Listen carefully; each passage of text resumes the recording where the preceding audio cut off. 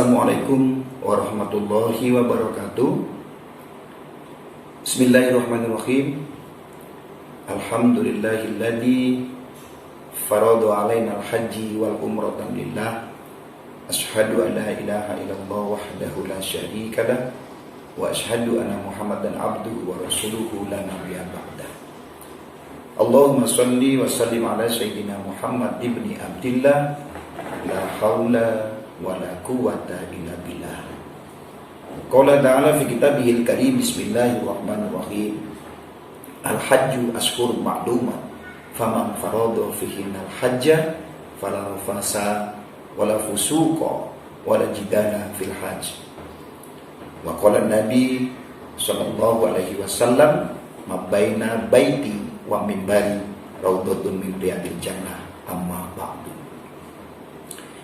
Bapak Ibu dan saudara-saudaraku, calon-calon tamu Allah Diyufur Rahman, jamaah Saudi Patria Wisata yang insya Allah kita semuanya dimuliakan Allah Subhanahu wa Ta'ala. Bersyukur kita kepada Allah Subhanahu wa Ta'ala dan bersolawat kita kepada baginda Rasulullah Sallallahu Alaihi Wasallam. Pada kesempatan yang berbahagia ini, saya akan mencoba menyampaikan tentang manasik haji sebagai bekal perjalanan ibadah haji calon-calon tamu Allah dari PT Saudi Patria Wisata. Mudah-mudahan sedikit yang saya sampaikan nanti bisa menambah bekal ilmu pengetahuan untuk bisa menjadi para tamu Allah pada saat melaksanakan ibadah haji. Hajinya betul-betul menjadi haji yang mabrur dan mabrurah. Tema kali ini tentang amalan-amalan ketika jamaah itu berada di Mina.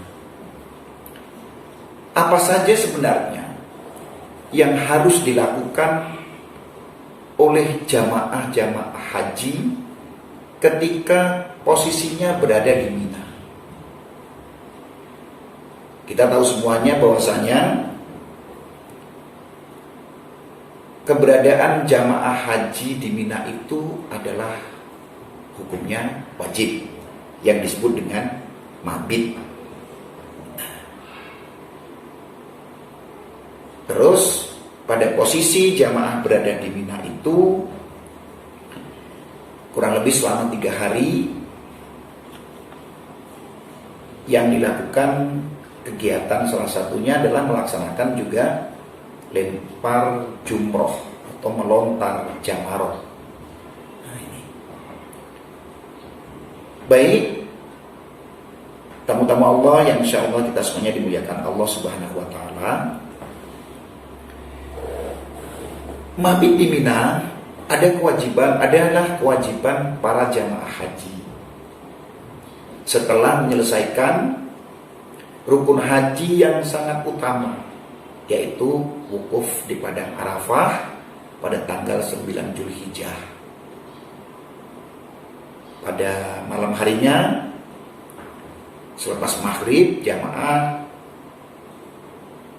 mengikuti kegiatan selanjutnya, yaitu mabit di Muzdalifah. Dan setelah melaksanakan mabit di Muzdalifah, jamaah malam itu pun langsung menuju ke Mina. Pada tanggal 10 saat jamaah berada di Mina itu ada kegiatan pelaksanaan kewajiban haji di mana jamaah harus segera melontar jumroh tanggal 10. Dan pada saat tanggal 10 itu jamaah haji melontar jumrohnya bukan 3 jumroh, tetapi hanya melontar 1 jumroh yang disebut dengan Jumratul Aqobah. Biasanya ada 2 pilihan yang dilakukan oleh para tamu-tamu Allah. Pada saat setelah melempar Jumratul Aqobah, ada juga sebagian jamaah yang mungkin fisiknya kuat, tidak ada gendala-gendala kesulitan yang lain, maka jamaah biasanya langsung menuju ke Masjidil Haram untuk langsung melaksanakan tawaf ifadah. Tapi kalau seandainya jamaah setelah lempar Jumratul Aqabah pada tanggal 10 tersebut tidak langsung melaksanakan tawaf ifadah pun tidak apa-apa. Berarti setelah melempar Jumrah Aqabah, jamaah kembali ke Mina untuk menyelesaikan kewajiban mabit di Mina, bisa sampai tanggal 12, bisa sampai tanggal 13. Kenapa kok bisa tanggal 12 dan bisa tanggal 13? Ada dua pilihan juga. Bagi jamaah yang akan kembali ke Mekah pada tanggal 12, itu disebut dengan ngambil nafar awal. Tapi kalau jamaah yang menyelesaikan mabit di Minanya 3 hari, berarti kembali ke Mekahnya pada tanggal 13, itu jamaah disebut dengan mengambil nafar sani. Di mana letak jamaah kalau kaitannya dengan masalah keutamaan? Apakah nafar awal lebih utama? Apakah nafar sani lebih utama? Di sini Rasulullah SAW menjelaskan, dan dalam Al-Quran juga sudah dijelaskan bahwasanya tidak ada perbedaan antara nafar awal dan nafar sani. Yang membedakan antara nafar awal dan nafar sani itu adalah 5 tingkat ketakwaan manusianya kepada Allah Subhanahu wa Ta'ala. Apalagi dengan melihat perkembangan jamaah haji yang terjadi pada zaman sekarang, berbeda dengan perkembangan jamaah haji yang dilakukan pada saat waktu belum seramai sekarang. Mungkin kalau jamaah haji beberapa tahun yang lalu dengan jumlah yang belum terlalu padat, bisa saja semuanya nafar sani. Tetapi kalau misalkan kita lihat dengan perkembangan kesadaran jamaah yang melaksanakan ibadah haji pada saat ini, rasanya justru malah tidak saling memberikan manfaat ketika semua jamaah itu harus mengambil sebuah pilihan nafar sani. Dan sekiranya memang harus mengambil nafar awal, kalau misalkan memang itu bicara tentang azas manfaat dan mudaratnya lebih baik manfaatnya, ya insya Allah tidak mengurangi kesempurnaan dalam perjalanan ibadah hajinya. Ada hal-hal yang penting yang perlu kita lakukan, bukan mempersoalkan persoalan-persoalan masalah pulangnya dari Mina tanggal 12 atau tanggal 13-nya, nafar awal atau nafar saninya. Ada hal yang jauh lebih penting daripada itu. Apa yang akan kita ambil? Pelajaran apa yang kita ambil ketika jamaah-jamaah itu pada saat berada di Mina? Ada satu buah gambaran.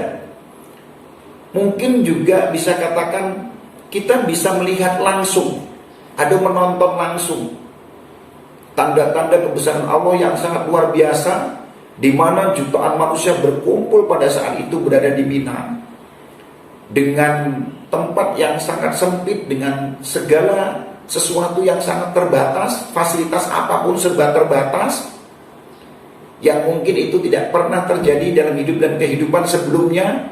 Apalagi kalau sudah bicara kepada orang-orang yang kaya, ini apalagi yang melaksanakan ibadah haji adalah ibadah haji plus, tidak pernah menemukan gambaran-gambaran kehidupan yang semacam itu sebelum berangkat melaksanakan ibadah haji.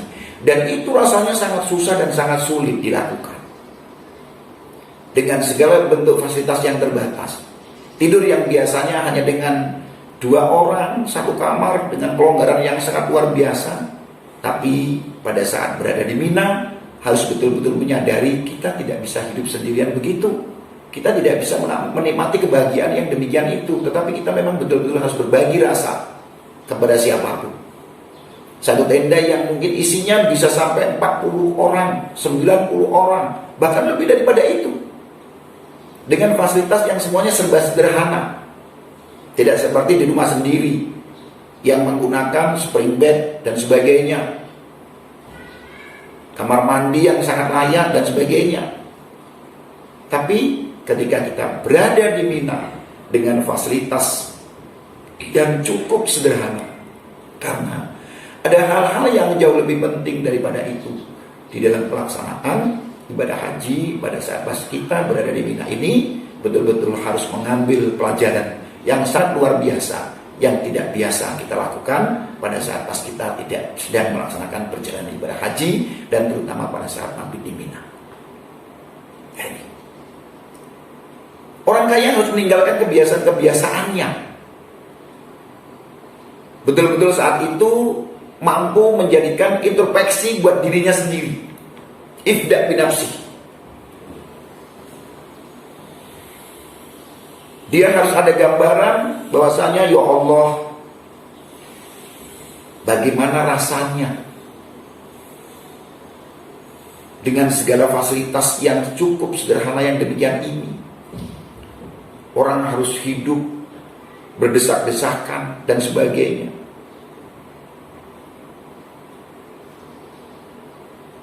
Tidak ada bedanya antara satu jamaah dengan yang lainnya. Walaupun Bapak Ibu melaksanakan ibadah hajinya itu lewat haji khusus atau haji plus. Mungkin dari travel, panitia penyelenggara ingin memberikan yang terbaik, segala bentuk fasilitas. Tetapi kita juga jangan lupa bahwasanya ini bukan pelesiran biasa, tetapi ini adalah betul-betul melaksanakan satu bentuk ibadah. Yang di dalam pelaksanaan ibadah itu tentunya mungkin juga Allah akan memberikan ujian-ujian. Untuk apa? Untuk mengukur tingkat ketakwaan manusia di hadapan Allah Subhanahu wa Ta'ala. Maka tidak ada bekal yang lebih baik lagi pada saat melaksanakan ibadah haji itu adalah bekalnya hanya takwa kepada Allah Subhanahu wa Ta'ala. Kalau pada saat pas kita berada di hotel, tidak seperti halnya kita berada di Mina. Di Medina yang mungkin kurang lebih 6, 7 sampai 8 hari hanya melaksanakan ibadah sholat 5 waktu biasa. Kita masih kembali ke hotel yang mewah dan sebagainya. Tetapi memang unik dan sangat luar biasa ketika jamaah sudah dihadapkan dengan keberadaannya di Mina. Harus menjadi satu pelajaran diri yang sangat luar biasa, penuh dengan kesadaran diri yang sangat luar biasa. Dan betul-betul harus bisa ngambil hikmah dari semua yang dilakukan pada saat berada di Mina tersebut. Segalanya terbatas. Makan ngantri, ke toilet ngantri, ambil air wudhu ngantri. Semuanya tidak ada yang enak. Tapi itulah kenyataan yang harus dihadapi oleh jamaah-jamaah haji. Dan yang sangat ajaibnya, dengan tempaan-tempaan yang demikian itu nyatanya juga tidak ada satupun orang yang sudah pernah melaksanakan ibadah haji merasa dirinya itu adalah kapok, merasa tidak mau mengulangi lagi, bahkan rindu ingin mengulangi terus untuk bisa melaksanakan ibadah haji, bahkan rindu suasana-suasana yang demikian itu pada saat berada di Mina. Pesan kepada calon-calon jamaah haji khusus, ketika misalkan memang ada uzur syar'i yang membuat diri kita tidak bisa melakukan apa-apa, bahkan mungkin pada saat melontar jumroh dan sebagainya nggak kuat karena uzur syar'i, boleh membayar dam kalau untuk melaksanakan wajib haji, melontar jumroh ataupun mabit di Mina. Tapi ketika itu bisa kita lakukan, yakin para tamu Allah yang insya Allah dimuliakan Allah Subhanahu wa Ta'ala, akan lebih nikmat kita lakukan sendiri. Dan akan ada kebahagiaan yang sangat luar biasa yang membuat batin kita, yang membuat jiwa kita, hati kita merasa bahagia dengan kepuasan batin tersendiri dapat melaksanakan wajib haji dengan sebaik-baiknya. Berdesak-desakan juga sangat membahagiakan. Pada saat melempar jumroh, pada saat kita berdesak-desakan saling ngantri di toilet dan sebagainya, ada yang paling penting yaitu betul-betul kita harus mampu menyadari, berbekalah sabar dan ikhlas yang sebenarnya pada saat pas kita betul-betul berada di Mina. Jadikan Mina itu adalah pembelajaran yang sangat luar biasa. Banyak hal-hal yang bisa kita ambil pada saat kita berada di Mina. Dan nanti setelah kita kembali ke tanah air, kita kembali kehidupan kita dengan masyarakat lingkungan kita, dengan keluarga kita betul-betul kepingin menjadi orang-orang yang berubah. Kita ingin ikut merasakan kepahitan ketika saudara-saudara kita ada yang kehidupannya pahit, kehidupannya kurang beruntung seperti kita. Gambaran-gambaran itu sudah kita dapatkan pada saat pas kita betul-betul berada di Mina dan pada saat pas kita melontar jumroh. Saat itu yang perlu kita didik adalah hati kita, jiwa kita. Bukan hanya berdasarkan fisik yang kita miliki. Memang fisik semuanya harus betul-betul kuat. Tapi kita betul-betul harus bisa juga mengambil pelajaran dari apa yang kita lihat dan kita rasakan langsung pada saat itu. Gitu. Yang penting sabar dan ikhlas menerima segala sesuatunya yang Allah berikan pada saat kita berada di Mina dan pada saat kita melaksanakan melontar jumroh. Itu. Tamu-tamu Allah yang insya Allah dimuliakan Allah Subhanahu Wa Taala. Kalau melontar jumroh itu dilaksanakan pada tanggal 10, namanya Jumratul Aqabah. Nanti pada tanggal 11 jamaah juga melontar jumroh kembali, bukan satu jumroh tetapi mulainya adalah melontar jumroh ula wusta Aqabah. Tanggal 12 ulangi lagi melontar jumroh ula wusta Aqabah. Dan yang ambil nafasani ditambah 1 hari lagi, lempar jumrohnya adalah 3-3-nya ula wusta Aqabah. Kalau pada tanggal 10 hanya membutuhkan 7 kerikil batu. Tapi pada tanggal 11, 12, dan 13 1 hari membutuhkan 21 kerikil batu. Dikali 3 ditambah 7. Itulah batu yang dipersiapkan untuk melaksanakan lempar jumroh. Itu. Melempar jumroh dilakukan dengan mengambil sebuah pelajaran-pelajaran. Bahasanya dulu Kanjeng Nabi Ibrahim ada dalam kehidupannya betapa godaan-godaan setan yang terjadi dalam hidup dan kehidupannya, tetapi dengan ketabahan dan kesabaran ujian-ujian itu bisa dilalui dengan sebaik-baiknya. Dengan sebaik-baiknya.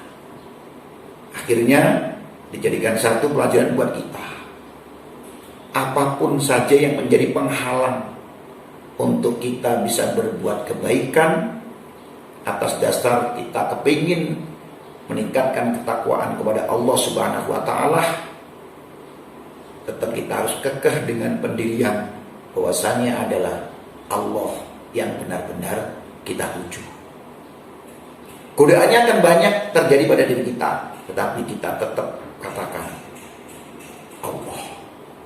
Sehingga untuk melewati godaan-godaan setan tersebut, insya Allah kita bisa lalui dengan sebaik-baiknya. Dan insya Allah pada akhirnya ketika memang kita kuat dengan godaan-godaan setan, terus kita tetap kekeh melaksanakan kebaikan tersebut, maka Allah pun akan memberikan ganjaran yang sangat luar biasa, seperti juga yang sudah diberikan atas kesabaran keluarga Nabi Ibrahim. Kebahagiaan sangat luar biasa sekali. Subhanallah, sangat luar biasa. Itu. Yang akhirnya pada saat itu pelaksanaan kurban mengkorbankan seorang anak laki-laki yang sangat dicintai pun dilaksanakan. Kalau dalam satu riwayat dijelaskan bahwasanya, ya Allah, untuk sampai puncak melaksanakan penyembelihan Nabi Ibrahim itu, godaan-godaan setan sangat luar biasa. Tetapi karena Nabi Ibrahim yakin itu adalah merupakan satu perintah yang datangnya dari Allah, itu adalah untuk menguji manusia antara nafsu dan kebenaran yang ada yang datangnya dari Allah Subhanahu wa taala. Itu pelajaran yang bisa kita ambil. Digoda setan, tetap yakin bahwasanya ini adalah perintah Allah. Digoda lagi, perintah Allah. Digoda lagi, ini yakin adalah perintah Allah. Dan alhamdulillah, pelaksanaan penyembelihan yang diperintahkan Allah pun bisa dilaksanakan dengan sebaik-baiknya. Tapi atas dasar ketabahan dan kesabaran yang dilakukan oleh keluarga Ibrahim, Nabi Ibrahim pada saat itu, alhamdulillah Allah menggantikan dengan sebuah hikmah yang sangat luar biasa sekali. Allah turun tangan, diutusnya malaikat Jibril untuk menggantikan Nabi Ismail dengan seekor domba yang sangat luar biasa. Yang pada saat itu terjadi dialog atau dialek antara malaikat Jibril, Nabi Ibrahim, dan kanjeng Nabi Ismail. Disitulah turun pertama kali komandan takbir di dunia ini di dalam pelaksanaan penyembelihan kanjeng Nabi Ismail oleh ayahanda, yaitu kanjeng Nabi Ibrahim. Yang semuanya atas dasar ujian yang Allah berikan, dan dengan ketakwaan itu semuanya digantikan dengan sebuah kebahagiaan yang sangat luar biasa. Allahu Akbar, Allahu Akbar, Allahu Akbar. Nabi Ibrahim berkata, La ilaha illallah, Allahu Akbar. Alhamdulillah disambut oleh Nabi Ismail. Allahu Akbar walillahil hamd. Subhanallah. Malaikat Jibril pun datang membawa kebahagiaan yang sangat luar biasa atas dasar ketakwaan seorang hamba kepada Allah Subhanahu wa taala. Saudara-saudaraku jamaah haji PT Saudi Patra Wisata, insya Allah kita semuanya dimuliakan Allah Subhanahu wa taala. Ini yang bisa dirasakan pada saat itu oleh keluarga Nabi Ibrahim. Terus akhirnya terjadi pelajaran yang harus kita ambil dan dijadikan satu kewajiban bagi jamaah haji, yaitu nama tilas apa yang dilakukan Nabi Ibrahim adalah melontar jumroh. Melontar jumroh penuh dengan godaan, penuh dengan desak-desakan, penuh dengan pengorbanan, penuh dengan perjuangan, tapi insya Allah lalui dengan sebaik-baiknya. Lalui dengan sebaik-baiknya. Cari waktu-waktu yang baik. Tidak harus afdol.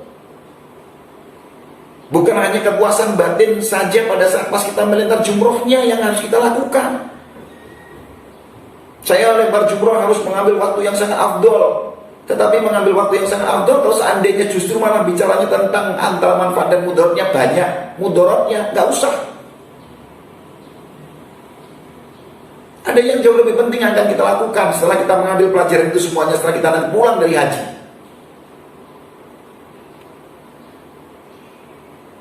Jangan justru malah hanya oh saya yang paling sah, saya yang paling bagus. Mengambil waktu pada saat lempar jumroh yang paling afdol, ba'da zawal. Ya perlu. Kita juga butuh menjaga keselamatan kita. Kita ditungguin oleh orang-orang yang tercinta yang menunggu kita.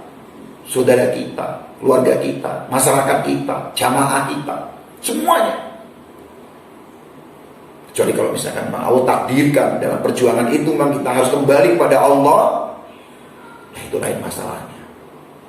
Insya Allah kita juga akan dicatat sebagai mati syahid di hadapan Allah Subhanahu Wa Taala dan masuk dalam surganya Allah Subhanahu Wa Taala. Tetapi kalau kita masih bisa menghindari hal-hal yang harus bisa kita hindari. Jangan hanya kekeh, pokoknya kalau tidak waktu afdol nggak sah lintas jumrohnya. Alhamdulillah pemerintah Arab Saudi juga sudah baik, sudah bagus dengan segala fasilitas yang ada demi meningkatkan keamanan jamaah. Beda dengan pelaksanaan lintas jumroh pada beberapa tahun yang lalu yang masih banyak mengandung risiko. Sekarang sudah diatur bagus, baik, tinggal kita ambil hikmah dari itu semuanya saja.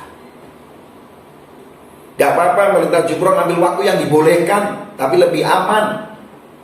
Insya Allah itu juga akan lebih baik. Tidak akan mengurangi kemakburan haji kita. Ukuran orang yang haji bukan hanya pada saat pelaksanaan ibadah saat itunya, tetapi setelah kembalinya nanti dari tanah suci Mekah Al-Mukarramah. Setelah pulang ke tanah air, realisasikan lebih baik lagi dalam hidup dan kehidupan kita. Kita betul-betul menjadi orang-orang yang berubah. Nah itulah yang paling penting. Jangan paksakan diri.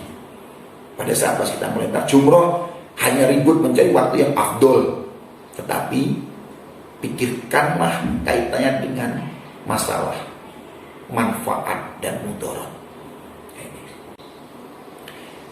Saudaraku yang insya Allah kita semuanya dimuliakan Allah Subhanahu Wa Taala. Lantas pada saat kita berada di Mina itu juga ada pelaksanaan kurban. Perlu sedikit kami jelaskan kepada jamaah, kurban dan dam itu beda. Kalau kurban itu adalah pemotongan hewan kurban yang dilakukan orang yang berkorban dan pelaksanaannya adalah tanggal 10 pada saat hari nahar. Ditambah 3 hari tasrik. Sedangkan kalau yang namanya korban, karena mungkin kita melaksanakan ibadah haji itu dengan cara tamatu, di situ ada kewajiban membayar dam tamatu. Jadi korban dan dam itu beda.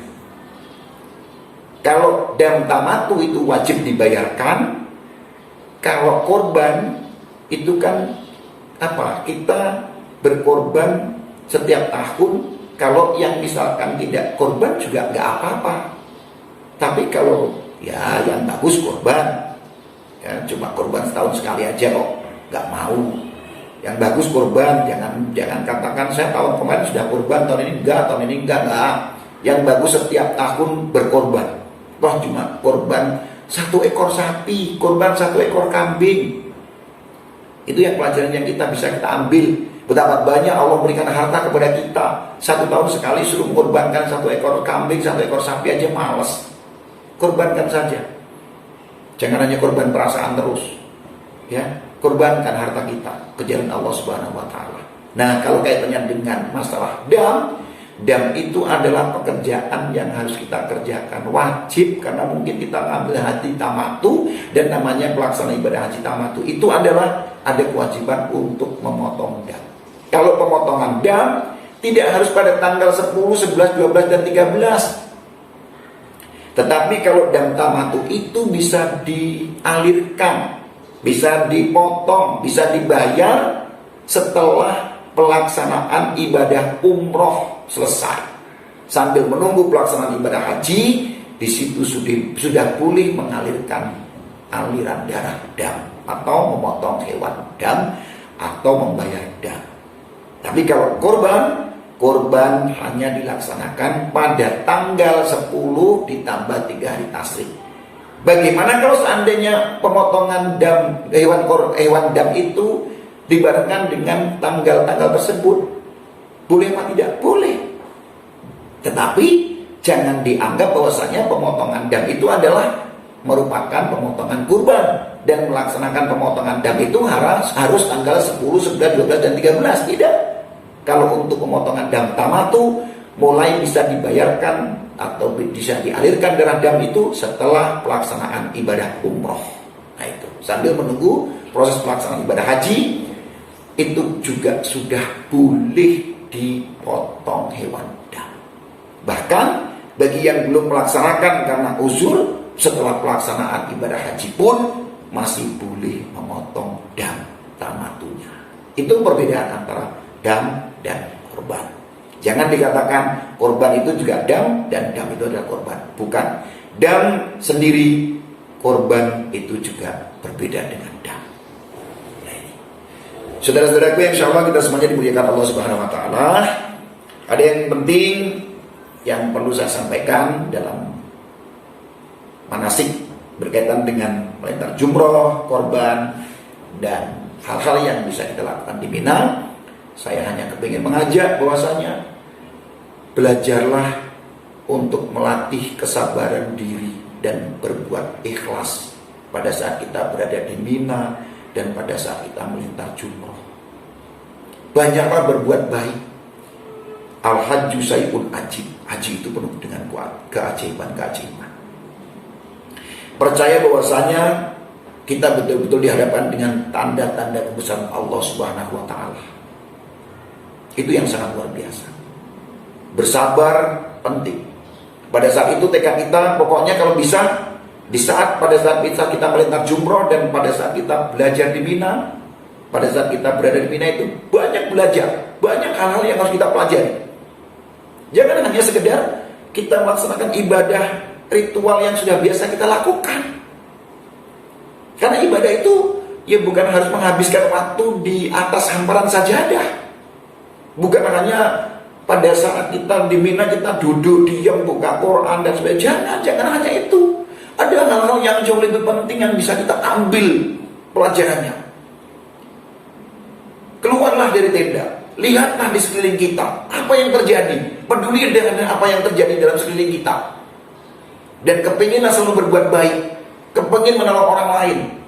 Itu nanti akan terasa sangat bahagia betul.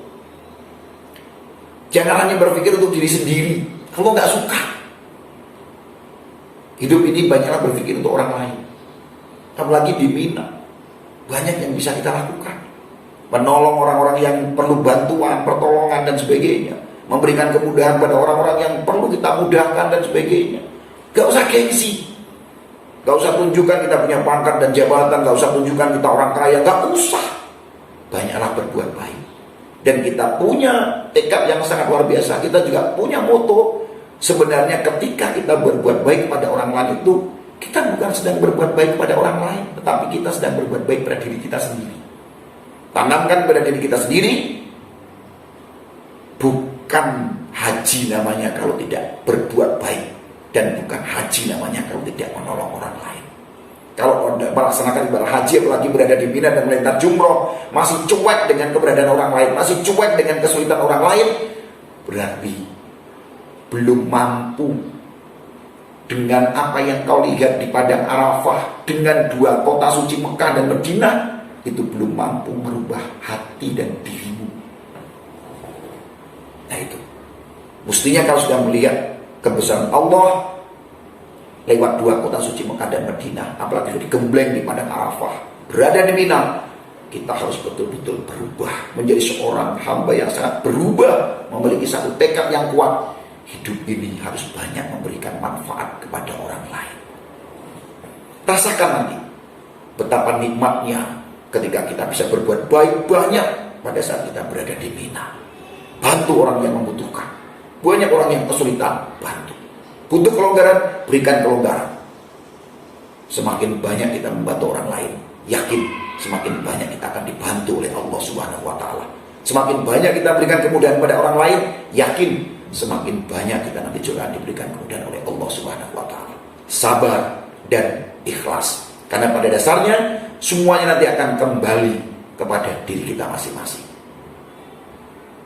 Tidak ada satupun yang tidak akan diganti oleh Allah.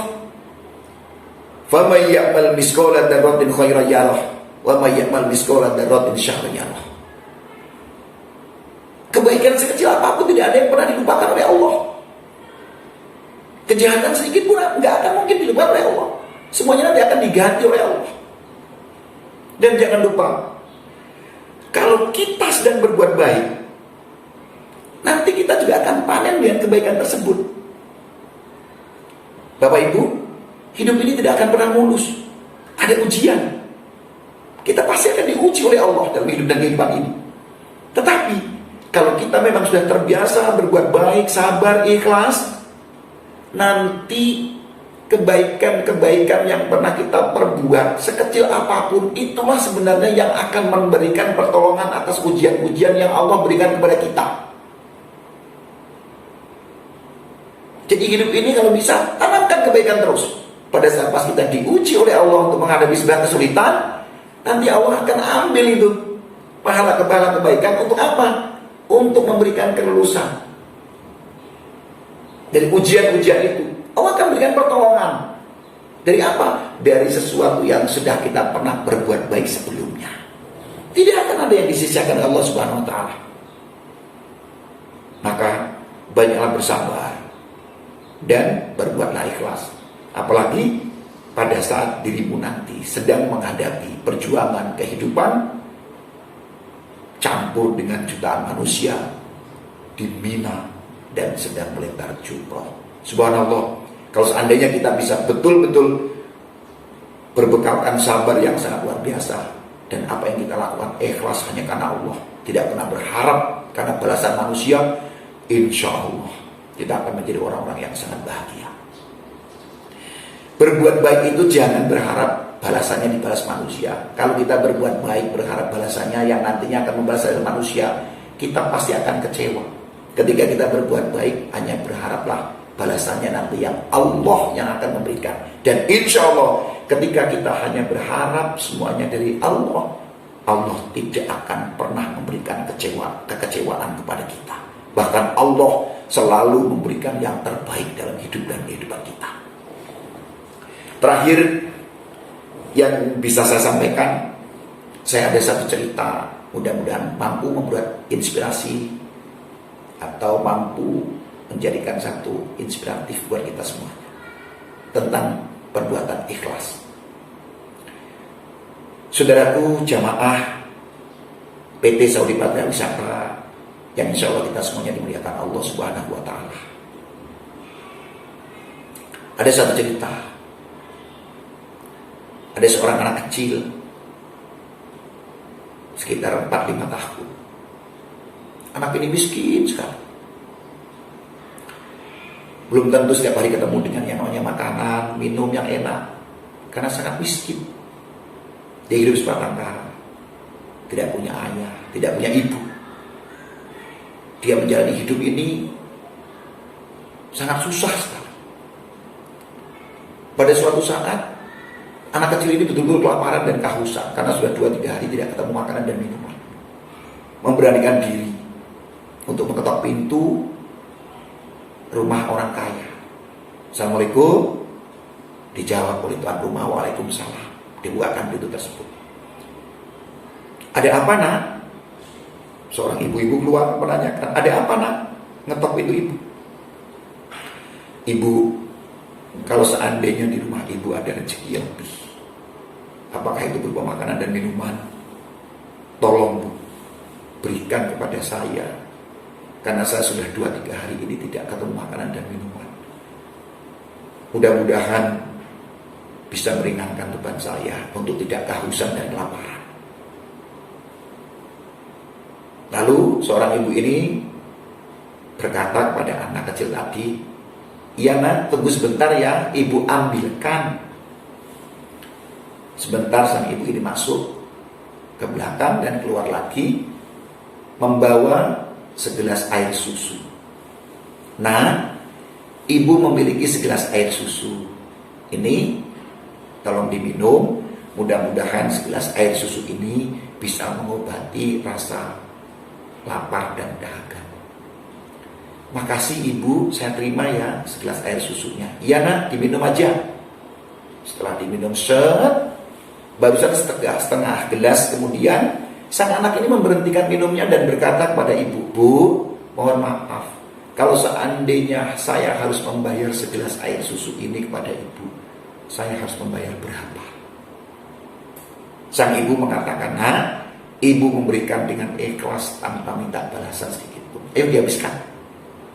Makasih ibu, akhirnya dihabiskan. Setelah habis, Pergilah anak tersebut. Mudah-mudahan ibu senantiasa diberikan kesehatan oleh Allah, rezekinya banyak, kata anak ini. Amin. Beberapa tahun kemudian, anggaplah mungkin 20 tahun kemudian, kehidupan itu berputar, roda kehidupan itu berputar. Ibu ini yang tadinya rumahnya bagus, kaya, dan sebagainya, ternyata dirubah oleh Allah, kehidupannya menjadi orang yang sangat miskin. Suaminya sudah meninggal, keluarganya berantakan, anak-anaknya jauh semua. Ibu hanya tinggal sebatang kara karena tidak tahu sekarang anak-anaknya juga di mana karena sudah meninggalkan. Tahu-tahu ibu ini jatuh sakit dan ditolong oleh warga setempat. Sampai-sampai dibawa ke rumah sakit. Dan hasilnya sang ibu ini ternyata harus diopnam. Setelah dicek sama dokter, diagnosa dan sebagainya, ternyata ibu ini mengalami penyakit yang sangat luar biasa. Katakanlah kalau sekarang mungkin lagi kena COVID-19 lah ya, corona. Lagi kena corona karena zamannya masih zaman corona ini. Mudah-mudahan segera lenyap dengan datangnya insya Allah bulan suci Ramadan nanti. Akhirnya sang ibu ini dirawat intensif, dirawat dengan baik, secara intens di rumah sakit. Dan setelah itu, beberapa hari kemudian, ibu ini dinyatakan sehat. Pada pagi-pagi ada seorang dokter yang sedang visit, yang merawat ibu ini, melihat kondisi ibu ini, datang dengan mengucapkan salam. Assalamualaikum ibu. Waalaikumsalam. Alhamdulillah ibu udah sehat. Alhamdulillah. Dicek hasilnya semuanya sudah normal ibu, dan insya Allah ibu hari ini sudah bisa pulang. Oh iya, makasih dokter. Alhamdulillah. Ibu, saya dokter yang rawat ibu tadi dapat titipan dari bagian administrasi. Sebelum ibu pulang, nanti ada beberapa kewajiban yang harus diselesaikan oleh keluarga ibu. Mana keluarga ibu? Saya nggak ada keluarga dokter. Nah, lantas kwitansinya ini gimana? Mana dokter? Akhirnya kwitansi ini diberikan kepada sang ibu tadi. Dibaca kwitansi ini, betapa kagetnya seorang ibu. Kenapa? Karena di kwitansi ditulis harus membayar 90 juta rupiah. Kaget. Dokter nangis itu. Ini apa-apa? Kok saya harus membayar dengan pembiayaan yang sangat mahal yang demikian ini? Saya ini sebenarnya sakit apa? Dan siapa yang sebenarnya membawa saya ke rumah sakit ini, saya tidak tahu. Dokter, saya memang dulu orang kaya, tapi sekarang saya ini menjadi orang yang sangat miskin dalam hidup saya. Suami saya sudah meninggal, anak-anak saya entah kemana. Saya tinggal sendirian, saya tinggal sebatang kara. Jangankan uang sedemikian banyak, untuk makan aja susah. Saya tidak akan mungkin kuat membayarnya dokter. Kalaupun ada dengan cara lain, saya harus membayar, berikan cara itu. Apakah saya harus mengabdikan di rumah sakit ini untuk menghabiskan sisa umur saya menjadi pekerja di rumah sakit itu pun saya mau. Saya bekerja di tempatnya dokter juga saya mau. Yang penting apa yang sudah dilakukan di rumah sakit ini saya bisa balas. Karena kalau untuk membayar saya tidak akan mungkin punya dan tidak akan mungkin kuat dokter. Menangis ibu. Lantas dokter ini mengatakan, ibu sabar ya, sabar. Ibu senang gak sembuh? Alhamdulillah senang dokter. Pada sisi lain saya senang. Tapi pada sisi lain saya juga merasakan kepedihan yang sangat luar biasa karena tidak akan mungkin mampu membayar biaya rumah sakit ini. Sudah, gini, coba mana kwitansinya? Dokter mengambil kwitansi tersebut. Karena dokter ini tahu sebenarnya ibu ini siapa. Lantas dokter menulis di pojok kwitansi atas dengan tulisan penanya sendiri. Cek, cek, cek, cek, cek, cek. Dan dikembalikan kwitansi itu kepada ibu. Ini bu, tolong kwitansinya dibaca kembali. Apa dokter? Akhirnya kwitansi pun dibaca oleh seorang ibu. 90 juta rupiah sudah lunas dibayar dengan segelas air susu. Sang ibu pun bingung, ini maksudnya apa? Saya malah nggak paham dokter, saya malah bingung. Kok 90 juta sudah dibayar dengan segelas air susu, maksudnya apa? Bu, ibu ingat enggak? Kejadian kurang lebih sekitar 20 tahun yang lalu. Kejadian apa dokter? Pagi-pagi pernah datang seorang anak di rumah kediaman ibu. Merengek-rengek mohon bantuan karena lapar dan haus. Saya tidak ingat dokter, saya sudah lupa. Karena itu juga cuma hanya memberikan segelas air susu, masa saya harus mengingat-ingatnya? Saya nggak ingat. Baik, Bu. Anak kecil yang pada saat itu mengetok pintu ibu, yang meminta makanan minuman ibu, dan ibu memberikan segelas air susu itu adalah saya, Bu. Yang sekarang Allah takdirkan saya menjadi seorang dokter di rumah sakit ini. Saya tahu ibu pada saat ibu berada di rumah sakit ini, dan saya juga sudah paham, sudah tahu bahwa ibu adalah orang yang berbuat baik kepada saya 20 tahun yang lalu. Bu, kalau seandainya ibu sekarang mengatakan ibu gak punya siapa-siapa, kalau sekarang ibu mengatakan gak punya keluarga, kalau ibu sekarang mengatakan gak punya rumah, Bu, saya jadikan siapa-siapa ibu. Saya jadikan anak ibu, saya jadikan keluarga ibu. Ibu nanti pulang ke rumah saya, jadikan rumah saya dan rumah ibu. Saya bagian dari kehidupan ibu. Masya Allah. Akhirnya menangis. Ya Allah,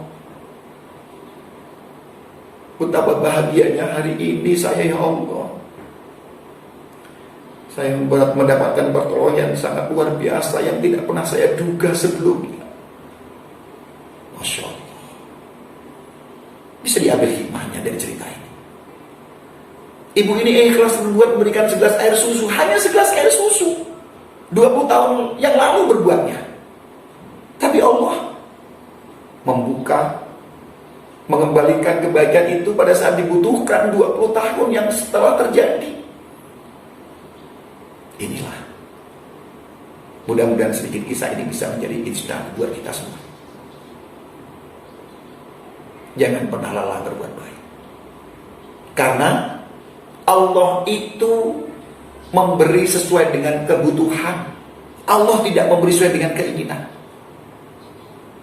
Jadi kita berbuat baik saja. Mudah-mudahan perbuatan kebaikan-kebaikan yang kita perbuat itu nantinya pada saat pas kita butuhkan, Allah akan menggantikannya. Seperti yang terjadi dalam kisah ini. Subhanallah. Inilah sedikit cerita.